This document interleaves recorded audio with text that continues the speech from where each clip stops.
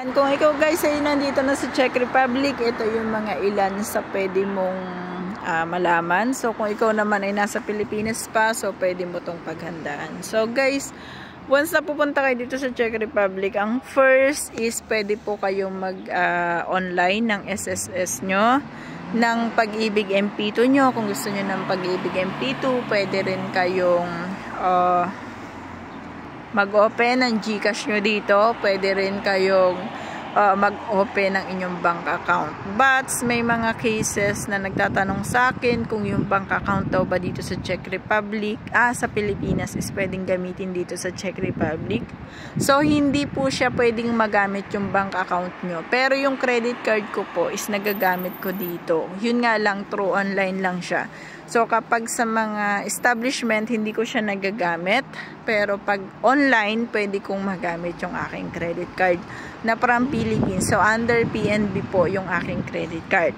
Next question is ang GCash is pwede nyo po siyang magamit dito. Yun nga lang, i-off nyo ang location para hindi niya ma-detect, and then bilisan nyo lang guys. Kasi minsan may mga cases ako na pag nag-open ako, nalilimutan ko yung location ko, nadedetect ni GCash na ako po ay wala sa ibang bansa. So parang sa bansa natin, so parang lumalabas doon sa screen ko na parang hindi namin pwedeng yung GCash na to kasi parang fraud. Parang ganon yung lumalabas. So, something like that. Basta, i-off nyo lang yung inyong location. So, pagdating naman po sa virtual pag-ibig, so kung kayo ay may mga virtual pag-ibig guys, kung kayo ay nakakapag-online login sa virtual pag-ibig, pwede nyo rin po siyang gawin dito as long as yung number na ginamit nyo sa virtual pag-ibig nyo is active siya, kasi magpapadala siya doon ng OTP or one-time PIN. So, yan yung mga pwede nyo malaman dito sa Czech Republic. Now, kung nandito na naman kayo, paano ba yung pagpapadala nyo ng pera, for example? So, yung pagpapadala nyo ng pera, guys, is pwede kayong gumamit ng Wise, meron ding Remitly, meron ding Revolut. So, ako kasi sa case ko is Wise lang talagang ginagamit ko. Kasi kahit medyo mahal yung kanyang charge, is malaki rin naman ang kanyang palitan. So, ibig sabihin, mas higher yung palitan kasi ni Wise, kaya siya yung ginagamit ko. Now, paano ka magkakaroon ng Wise? Pwede ka pong mag-download ng Wise sa iyong cellphone. So, Wise app lang to.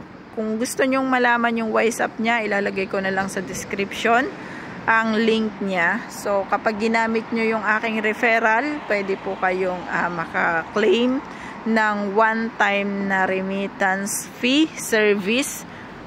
Remittance free to. So, sa first 30,000 pesos, unang remittance mo na worth 30,000 pesos and below. So, free of charge po siya. So, yan guys, no? Pakita ko lang sa inyo yung aking background. Sarang ganda, no? So, normal yan guys dito na lumalapit yung mga kalapati. Pero wag niyong patutukain, no?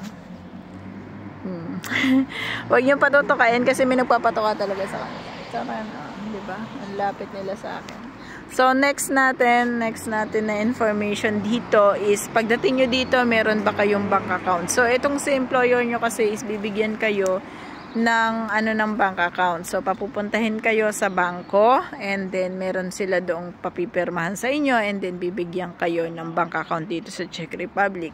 But in some cases, gusto nyo magpalit ng bank account nyo. For example lang, ang bank account na binigay sa inyo is Unicredit or something UCPB. So, iba-iba kasi yung bank account dito. Now, gusto nyong mag-iba pa ng bank account. Kagaya ko kasi dalawa yung bank account ko. So, kung gusto nyong ganon, na magkaroon pa ng ibang bank account, pwede ko po kayong anuhan ng Raiffeisen Bank. So, ang Raiffeisen Bank kasi, kaya ko siya pinopromote. Guys, kasi ako po ay nakapag-loan sa kanya. So, dito rin sa Raiffeisen Bank is kapag good payer ka sa kanya is aalokin ka rin niya ng credit card. So, mas kasi ako sa credit card na paggamit kasi po gusto ko talaga magpalaki ng points sa credit card. So, yun talaga yung purpose ko. Kaya gusto ko ng credit card. So, guys, kung gusto nyo, ilalagay ko rin ang link sa baba, sa description natin, regarding sa ating Raiffeisen Bank. Pwede kayo doong mag-create ng account. So, through ano lang to guys, online lang ang pag-create ng account dito.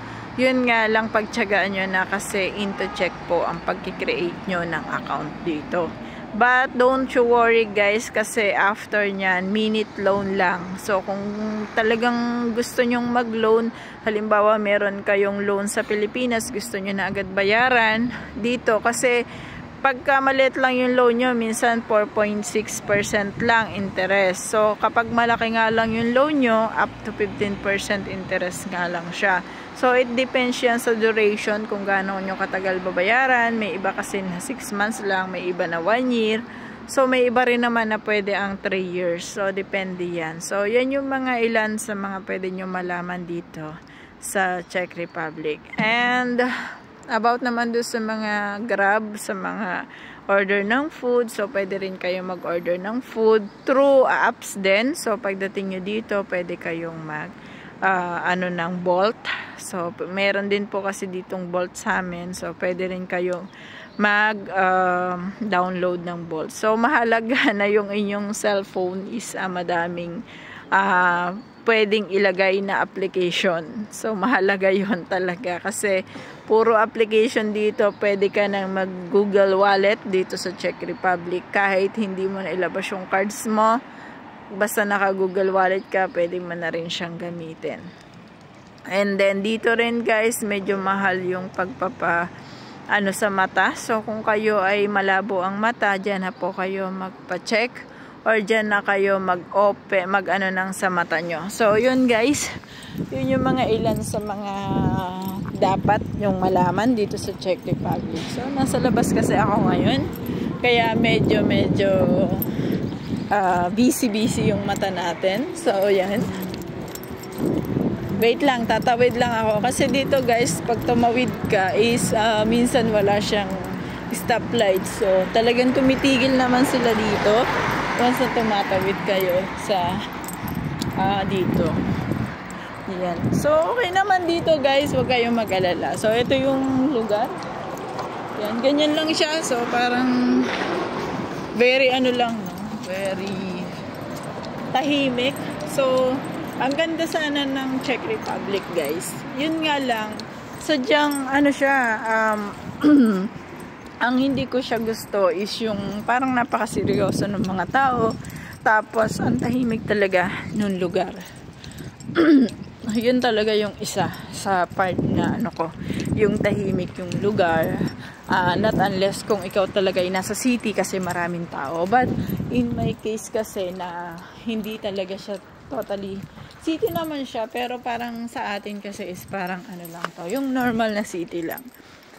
So, kapag ganito normal na city lang, lang siya. So, ganito lang. Ganyan lang yung mga makikita mo. Imagine nasa city na ako yan. City na ako yan, guys. City namin dito. Pero kung kayo ay nasa Brno, for example, Brno, kasi ang Brno is second largest city. So, parang Cebu siya sa atin. Tapos, ang Prague is yung first largest city na katumba siya sa atin ng Manila. Kapag nandun kayo, talagang madami po yung tao. And kapag ganitong summer, marami rin kayo makikita na magkakasala yung mata nyo, especially sa mga lalaki. Ayan. Yan yung mga talagang mga information na pwede kong ibigay sa inyo. No? So, yun lamang guys. And yan. Sige na. Bye-bye na. Babush.